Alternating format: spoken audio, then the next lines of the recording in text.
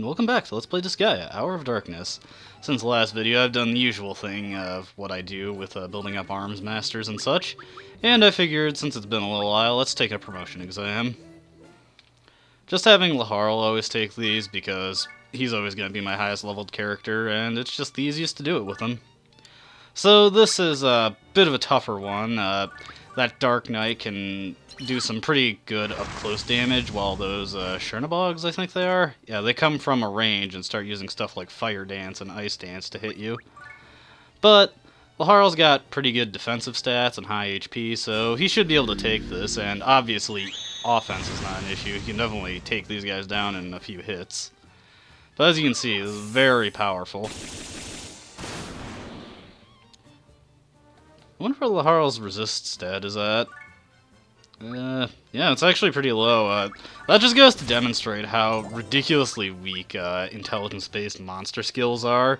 It's why intelligence-based monsters are just so bad in this game, is because not only do they not have a weapon that bolsters their intelligence stat, their natural magic skills are incredibly weak, so you basically have to get magic onto them through the pupil system. And even then, since you have to specifically put, I think it's tutors in this game that are the intelligence boosting specialists, you have to specifically put those on their weapons in order to give them decent magic boosting. And their range will never be as good as a humanoid character using magic because they don't get the boost from stabs. Luckily, all future Disgaea games fix this by having specific monster weapons that actually boost intelligence, but none is such as the case in this game. Okay, let's go into the assembly one more time to show off the next build that we got. Stronger enemies. The way stronger enemies works is it increases an enemy's level by 20% and then like adds 1 or 2 to it. I forget exactly how it works, but I tested it out at Scorching Wind a while back with my item worlding team, and the enemies were normally level 20, they went up to level 26, so it's like a 25% increase in their stats, +1, or their level rather. And this is a interesting build that we also unlocked. This is Prinnyland, and this is actually the first of post-game content. Now in this game, you actually don't have to get to the final chapter in order to start working on the post-game if you choose not to. Prinnyland is the first bonus map, and it is an area where all the enemies are Prinnies, and they cannot be killed by throwing, and at this point in the game, they're pretty high leveled. Another benefit of Prinnyland is that it's the only place in the game where you'll find different varieties of Prinnies. I believe you never see Prinnies in the item world. So to get the higher tiers of Prinnies, you have to go to Prinnyland. And we'll be checking that out in the near future. But I've shown off enough of that, so let's start the next map, River of Lava. Okay, so this one's relatively simple. Just to show off, I believe I have it on Fu, the Horse Wiener. I've got the statistician up to 292, which is, for all intents and purposes of the main story of this playthrough, that's basically max, so you don't really have to worry about getting it any higher than that, unless you really like to have things rounded off nice and neatly. The reason I stopped at 292 is, like I said, I just didn't feel like going any higher than that, but it's already close to quadruple experience, so no real bad thing there. It's pretty handy. This is a slightly annoying map. As you can see, bunch of strong geo effects on these green geo field, boosting the incredibly defensive Galactic Demon. One nice thing about Galactic Demons is they cannot move very far. When you're fighting against them, when you're using them, it kind of sucks, but when you're fighting against them, they cannot move very far. They only have a movement range of 2, which I believe is the lowest movement range of any creatable unit in any Disgaea game ever. I know the lowest I've ever seen after that is 3. I've never seen anything else with a movement range of 2. Okay. And we'll just have Fu toss the Dark Cannon up. My Arms Master, I only increased its level by about 100 this time, just because it's already getting to the point where I'm getting weapon levels in about 5 or so actions. So I don't really need it to go any higher than that at the moment. I will max it out eventually, but for now, that's good. I'll probably just, like, between videos at this point, just only do, like, 100 increases now. And I'll just deploy everyone in case there's any good bonuses. Of course, I can check. I always forget to check the bonuses. Yeah, experience plus 1,000. Of course, at this point in the game, that's not as good as the experience bonuses were before. So, let's see, what effects did he have now? Enemy boost times 3. That's good, that's perfect. That means I can just lift him and throw him off. So, he's weak to fire, so we'll start pelting him with fire-based stuff. Get Lucille over here. Oh, wrong panel. The isometric perspective occasionally messes me up. Start working on Gigafire again. Totem... Oh, do I have a item that can restore SP just because I... Oh, no. I guess I'll go in range for Rapid Fire. Is this it? Yes, it is. So get this magic boost up, use Gigafire, and this should do some pretty good damage.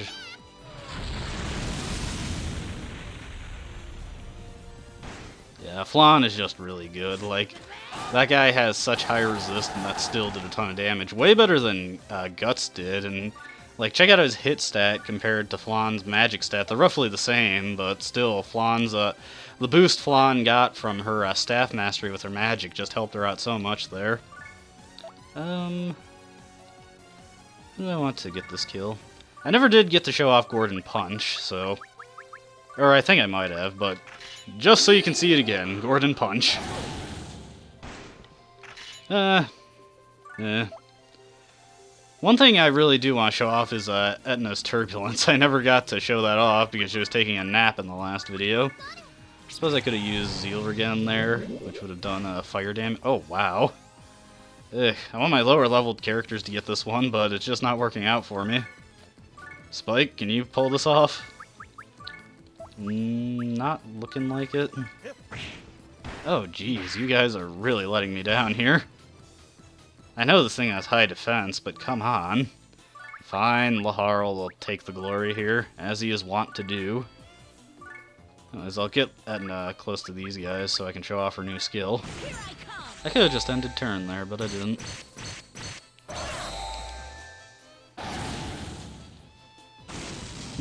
Yeah, Night Sever is just an amazingly good skill, and because its base damage is so high, the boost it get from leveling up is really ridiculous. And I believe I mentioned this one time, but just to make the point again, as skills level up, their power actually increases based on their current power, so the boost it would get from a second level up is even more than it got from the first level up. I believe it's the increase is 5.5% per every level, so let's just say for the sake of argument, our base attack could level up. Its first level up, its attack would increase by 5.5%, so it would become a strength of 105.5%. But afterwards, when it gets its next level up, it would increase by another 5.5%, multiplied to that 105.5%. Now, I'm not that great at math, so I can't reason that out in my head right now, but just say it would increase by more than the initial level up from leveling 1 to 2 gave it. Anyways, hopefully this will get Fu a level up. Yes, it will. Close to 4 times experience will do that for you. The one annoying thing about this level is that since it's hard to get your entire crew up to the front, it can be hard to get good damage in. The guy must have a cryophile specialist on there. There's a cryogenic. I forget if it's cryophile or cryogenic. But it increases your ice resistance. I haven't really ever gone over the specialists. I'm thinking I'll probably soon make like a new, another bonus video going over the various stat increasing stuff, or go more in depth with stuff like specialists in the item world.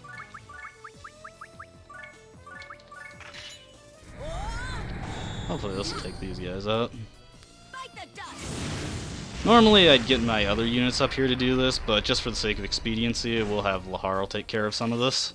Yeah, that did less than I was expecting. Well, we'll see if Etna's Turbulence skill can get these guys, if I can even reach them, and that's not looking like it. Luckily, this is the power of throw chains. I don't really use the towers too much in story maps unless I really need to get someone across them, just because there's not really tower actions in this game, and you do still get holding damage from holding up your allies in this game. That was thankfully addressed for every sequel after. So, I actually didn't get a chance to, or well, I might have mentioned it once, but very briefly, Turbulence is wind-based, and if I remember right, it's the only wind-based spear skill in the game. I could be wrong on that, or physical skill, not just spear skill. But I don't, as far as I know, all other weapons don't have a wind skill. I don't know if the next spear type skill is wind, but I don't recall it being. Mostly because I remember it being generally powerful against everything, but I've been wrong about a lot of things before. Things that I could have easily corrected just by looking it up, but, you know. Anyways, enough of me rambling, let's try Searing Tyranny.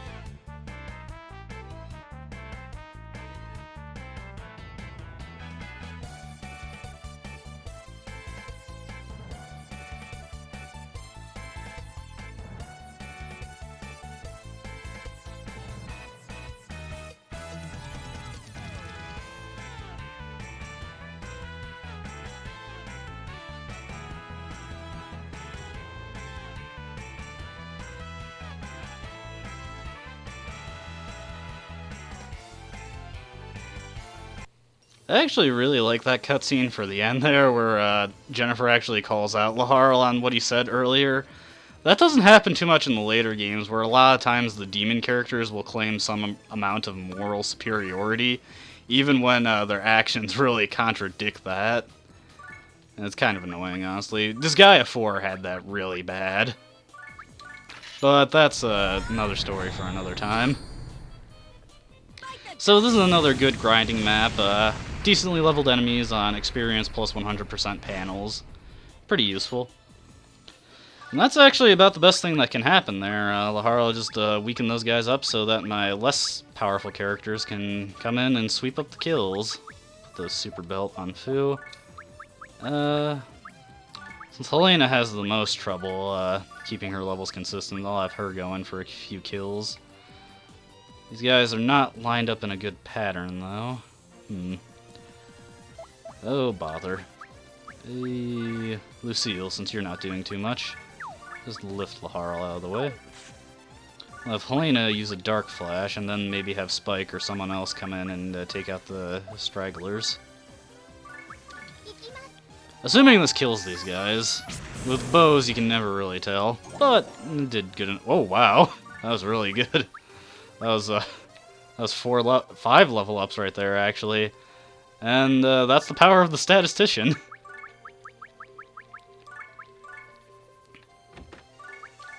I was actually a little surprised at that, but I guess, you know, high-level enemies on double experience panels and quadrupling the experience on top of that, it does some stuff for you.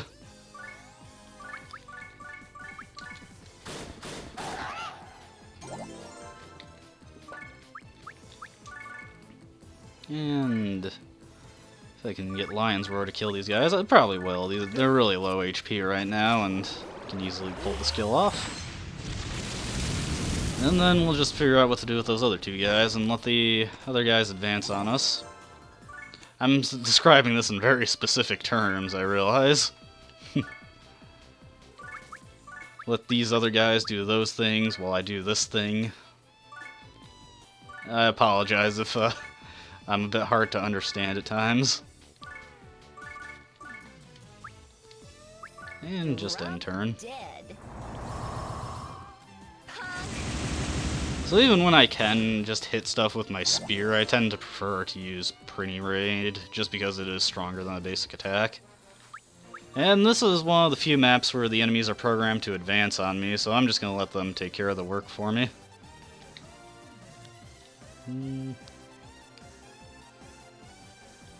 These guys are... one of them's weak to wind, the other's weak to ice.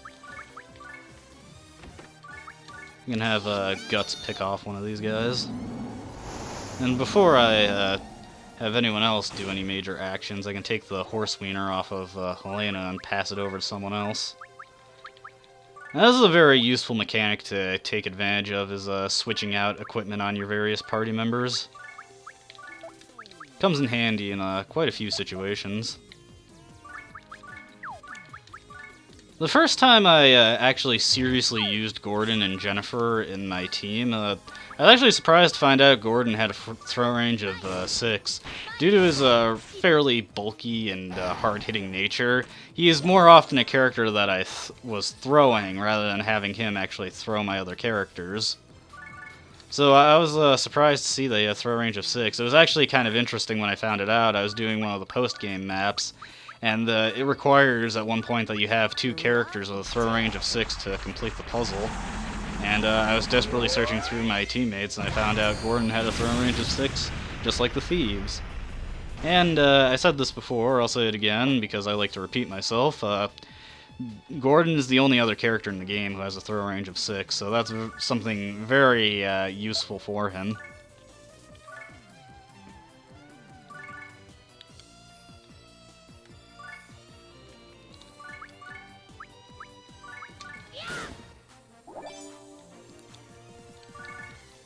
Okay, and Jennifer can just give this guy a love tap.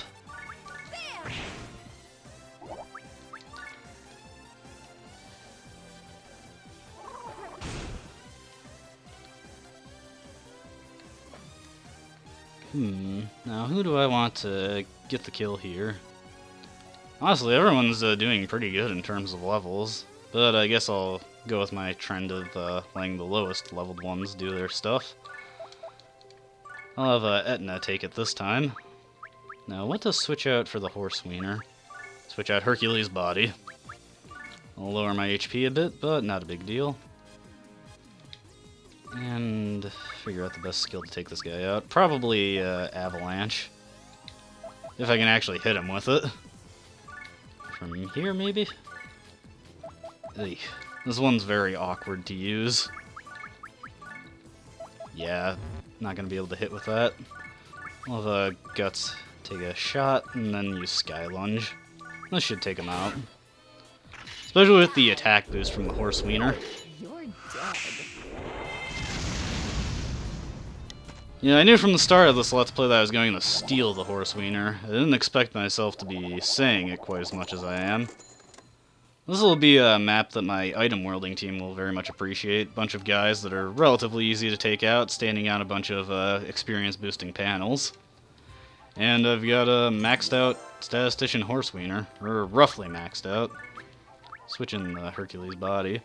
This is I think I might have mentioned this in passing, but a trick you can do to grind up the HP and SP recovery values is repeatedly equip and de-equip a muscle or orb item, and then re-equip them, and that'll cause your HP to go back down to its basic value, but the maximum will increase, and then you can just heal that and constantly exploit that for the other muscle and orb items. You can get them really quickly if you have the money for it. Building up the deceased counter is a bit more tricky. Okay, but I think that's enough for this video. The last couple videos have been going on for really long, so figure I'll take it easy and do a nice short one this time, or for a given value of short compared to the rest of my videos. So I hope you enjoyed watching, and have a nice day. I will see you in the next video, where hopefully we get down to the hopefully we find mid-boss. I was gonna make some sort of mystery reference, but there's no mystery really going on here. Whatever. Until then, see ya.